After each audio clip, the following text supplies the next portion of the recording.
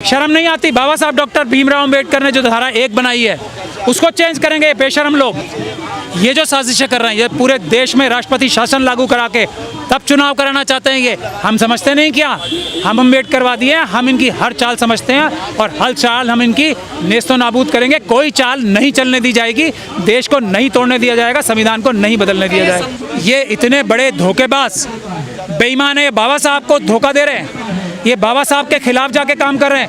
इनकी किसी की इतनी हैसियत है जो अंबेडकर साहब डॉक्टर भीमराव अंबेडकर के खिलाफ जाके उनके ऊपर सोच रख के भारत के संविधान को चेंज करे, वो भी धारा 1 को। आप पता है धारा 1 चेंज क्यों करना चाहते हैं? ये क्योंकि चाइना के साथ मनुवादी मानसिकता के गुजराती बिजनेसमैन ने सेटिंग की है।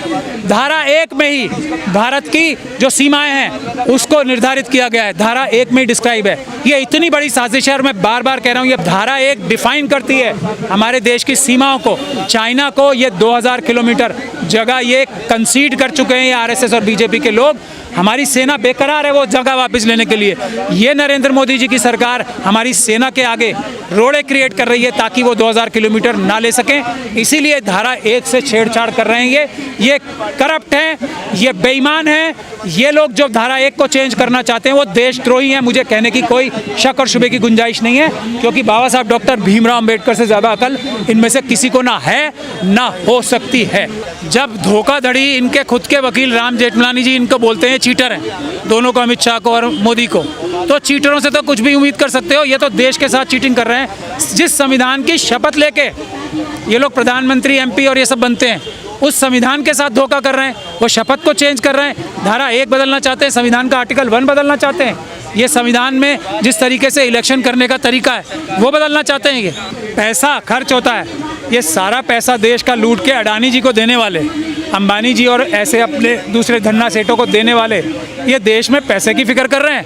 आज अमित शाह साहब, मुझे ये बताइए, होम मिनिस्ट्री और कॉर्पोरेशन मिनिस्ट्री में क्या आपस में तारतम्य है? माल कमाने के लिए कॉर्पोरेशन मिनिस्ट्री अपने पास ले रखी है। क्या मतलब है? अब जो ये डिमोनेटाइजेशन हुई है, क्यों हुई है डिमोनेटाइजेशन ये 2000 रुपये वाली? अभी ये लोगों को समझ में नहीं आ रहा, हमें समझ में आता है। कितने कोऑपरेटिव बैंक हैं जिसमें ये 2000 रुपये के नोट जमा कराए गए हैं? इसकी छानबीन होगी, बहुत जल्दी होगी। आप लोग वेट कीजिए। ये लोग कहीं जाने वाले नहीं हैं, हम लोग भी कहीं जाने वाले नहीं हैं, ये लोग भी कहीं जाने वाले नहीं हैं। इस गठबंधन को और किसी भी गठबंधन को जो देश के संविधान में विश्वास रखता है, ये समझनी चाहिए कि 85% या 90% मेरा कहना है, क्योंकि जो अगर सही से अगर जो सेंसस किया जाएगा तो 88% देश के लोग SC, ST, OBC और माइनॉरिटीज़ के होंगे। उनकी संख्या के हिसाब से SC, ST, OBC और माइनॉरिटीज़ की संख्या के, महिलाओं की संख्या के हिसाब से जब तक पॉलिटिकल पार्टीज़ में रिप्रेजेंटेशन नहीं होगी, वो संविधान की रूह और मूलभूत भावना के साथ नहीं चल रहे हैं। वो भी कहीं ना कहीं धोखा दे रहे हैं, वो भी कहीं ना कहीं संविधान के साथ कॉम्प्रोमाइज़ कर रहे हैं।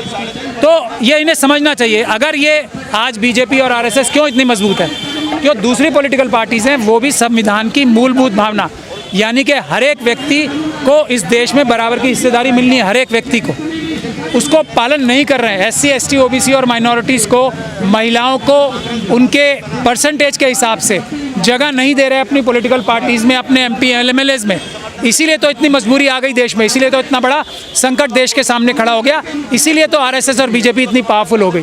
तो अभी भी कमी है। अगर आज भी इंडिया और क्या ये जो गठबंधन है और या कोई और गठबंधन पूरे इंसाफ से, पूरी ईमानदारी से संविधान जो बाबा साहब डॉक्टर भीमराव अंबेडकर की नेतृत्व में बना है उसके ऊपर पूरी ईमानदारी से अमल करके अपनी पार्टियों में, अपनी सरकारों में SC, ST, OBC और माइनॉरिटीज़ को उनकी संख्या के हिसाब से, महिलाओं को उनकी संख्या के हिसाब से अगर रिप्रेजेंटेशन दे दे तो आरएसएस और बीजेपी का नामो निशान इस देश से नहीं नजर आएगा। सारी मुश्किल इसी से है।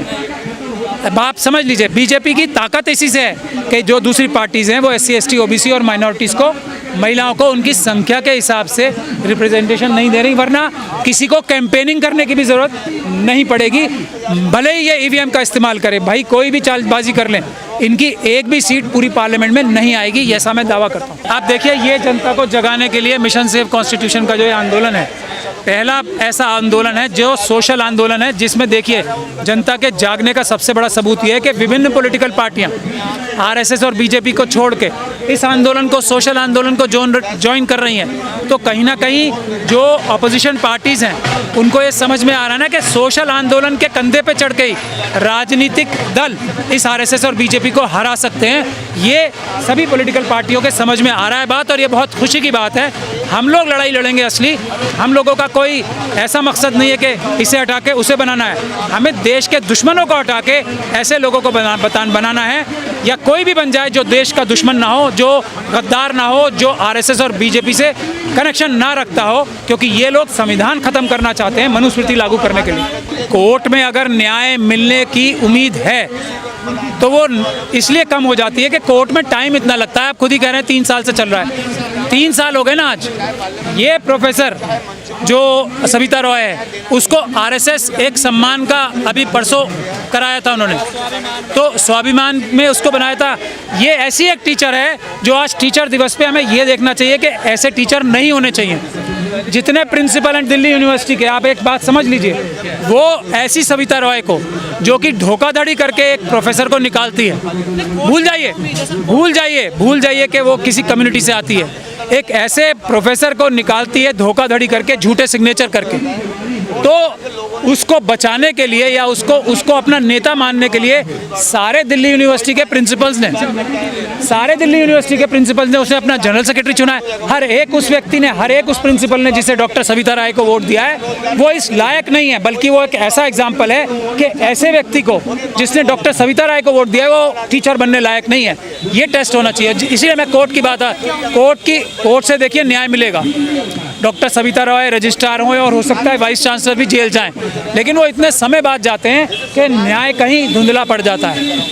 ये प्रिंसिपल के अलावा चेयरमैन जो हैं दौलत राम कॉलेज के, वो भी जेल जाएंगे, इसमें कोई शक और शुबे की गुंजाइश नहीं है। इतने सबूत आ चुके हैं। दिल्ली पुलिस जो भ्रष्ट अधिकारी थे, जिन्हें हमने कोर्ट से चेंज भी कराया, उन्होंने भी मजबूरी में इतने सबूत रख दिए कि इनको लंबी लंबी जेलों की सज़ा होनी है। लेकिन हमारे पास जो अभी और सबूत हैं, जब हम वो लाएंगे कोर्ट के सामने, तो ये रजिस्ट्रार भी अरेस्ट होंगे, ये चेयरमैन दिल्ली यूनिवर्सिटी के जो दौलत राम कॉलेज के वो भी अरेस्ट होंगे, वो 6-7 जो प्रोफेसर्स हैं जिन्होंने साजिश करके मीटिंग करी बाद में और चेंज की सारी, जो डॉक्टर रितु को निकाला एक साजिश करके, वो सब लोग जेल जाएंगे। इनकी साजिशें किस तरह की होती हैं लोग सोच ही ना पाए कि ये कर सकते हैं। ये प्रेसिडेंट रूल लगाना चाहते हैं देश के हर एक राज्य में, ये बोला किसी ने अब तक।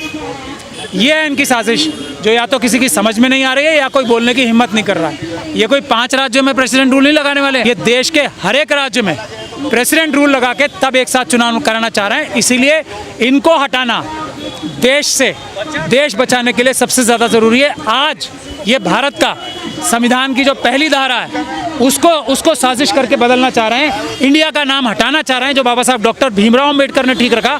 मैं ये पूछना चाहता हूँ इनके सारे लोगों के पास, इनके सारे विद्वानों के पास, क्या बाबा साहब डॉक्टर भीमराव अम्बेडकर से ज़्यादा बुद्धि है? शर्म नहीं आती इन्हें?